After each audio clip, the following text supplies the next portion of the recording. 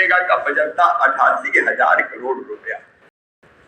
इस नया कानून बना है, उसमें खर्चों को देखते हुए हमने प्रस्तावित किया है 1,51,282 करोड़ रुपया राशि। क्योंकि 100 से 125 दिन कैसे होंगे, जब पैसा ज्यादा होगा तभी तो होंगे, ऐसे थोड़ी हो जाएंगे। तो बाकायदा और इसमें से 95,000 करोड़ रुपए से ज्यादा की राशि केंद्र ही देगा। अभी तो कुल मटेरियल का कंपोनेंट मिला के 88,000 करोड़ थे, तो लगभग 1.25 गुना से ज्यादा राशि बढ़ाई है। लेकिन इस राशि का ठीक उपयोग हो जाए, इसलिए ग्राम पंचायत, एक भ्रम यह फैलाया जा रहा है कि ऊपर से आएगा कुछ बन के। ऊपर से नहीं आना भैया। ग्राम पंचायत, ग्राम सभा अपने गांव के विकास का प्लान बनाएगी बैठ के नीचे कि हमारे गांव में कौन कौन से काम होने चाहिए।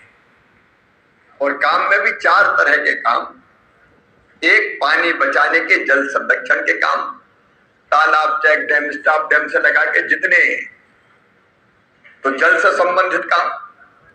दूसरे, गांव में इंफ्रास्ट्रक्चर की जो जो जरूरत है, स्कूल, अस्पताल, आंगनबाड़ी, गली, सड़क, नाली। अगर आजीविका मिशन की बहनों को कोई काम के लिए, ट्रेनिंग के लिए सेट चाहिए तो वो सेट भी बन सकता है। एमपीओ को किसी और संरचना की जरूरत है तो वो भी बना के दे सकते हैं। तो इंफ्रास्ट्रक्चर के काम गांव। तीसरे, आजीविका मूलक काम गई, जो रोजगार को आगे बढ़ाने का काम करे, जैसे सेल्फ हेल्प ग्रुप की बहनों की मदद के लिए कुछ बनाना, बना सकते हैं। और चौथे, प्राकृतिक आपदा से बचाने के लिए अगर किसी संरचना की जरूरत है, मान लीजिए कहीं आपके रिटर्निंग बाल की जरूरत है, पिचिंग की जरूरत है, पानी घुस जाता है, ज्यादा नाला है कोई या नदी है तो वो बना सकते हैं, ड्रेनेज का सिस्टम बना सकते हैं। तो कई तरह के काम। लेकिन एक तरफ जरूर है प्रधानमंत्री नरेंद्र मोदी जी की कि विकास के काम तो हो। तो वो विकास के काम ग्राम पंचायत अपना, जो ग्राम पंचायत विकसित ग्राम पंचायत का प्लान होगा उसके तहत नीचे बनाएगी, ऊपर से कुछ नहीं आएगा, वही बनेगा गांव में बैठ के।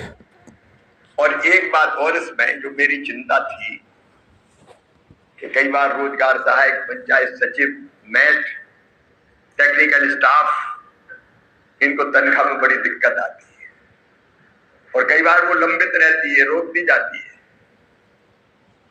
तो हमने लग के इस बात का प्रावधान करवाया कि पैसा पर्याप्त होना चाहिए तनख्वाह देने के लिए।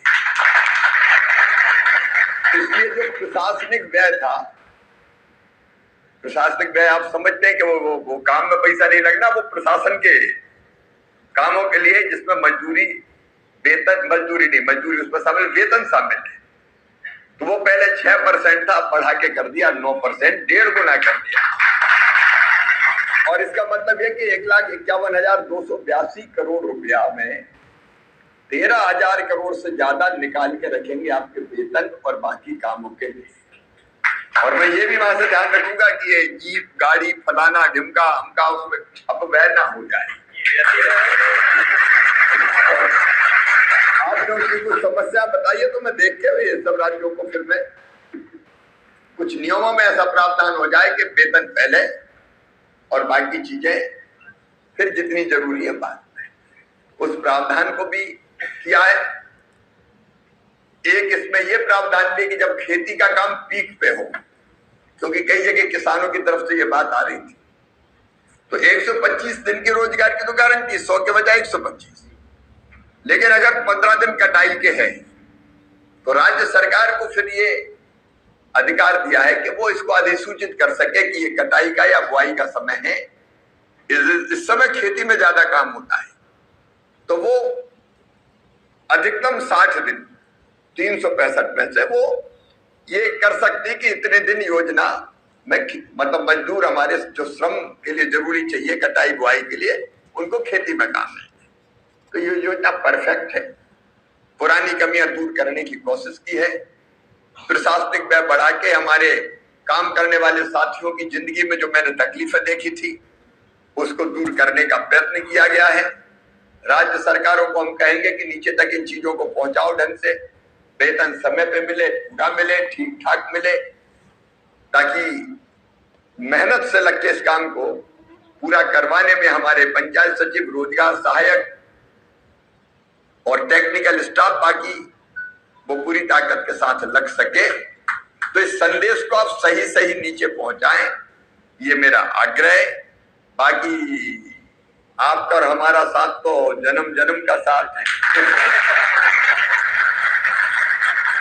बेहतरी के लिए जो बेहतर प्रयत्न होंगे वो निश्चित तौर पर करते रहेंगे। कुछ सुझाव आपके आए हैं, उन सुझाव पर विचार करके राज्य सरकार से मैं चर्चा करूंगा। अगर ये वीडियो आपको पसंद आया है तो इसे लाइक जरूर करें।